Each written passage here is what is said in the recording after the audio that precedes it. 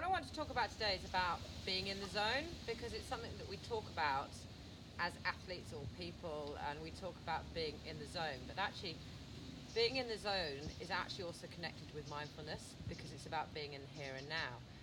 And I just wanted to talk about it because teaching some teenagers at the weekend for quite a big riding exam that was coming up, I found that a lot of the process was about getting them to learn to be in the zone in preparation for that exam.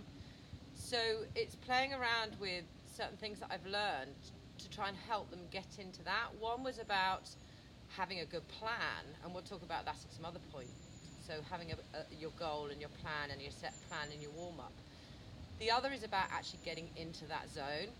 Now, Charlie Unwin talks about the bubble theory, and the bubble theory is where you have the bubble, where you have inside the bubble factors that you can control, and outside the bubble factors you can't control. So you have the factors that you can control, like tack, what you're wearing, and everything like that. But outside the bubble is the weather and people watching and stuff like that. So you learn to deal with the controllables and forget the uncontrollables.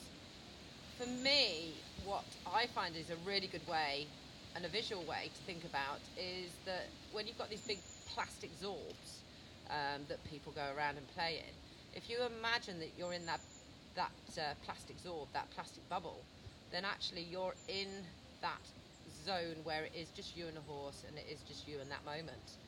And although there are other things that are going on outside that zorb, it is just you at that time. So give it a go, because actually the kids really enjoyed it, and they were the ones who suggested I did this, so thank them for it.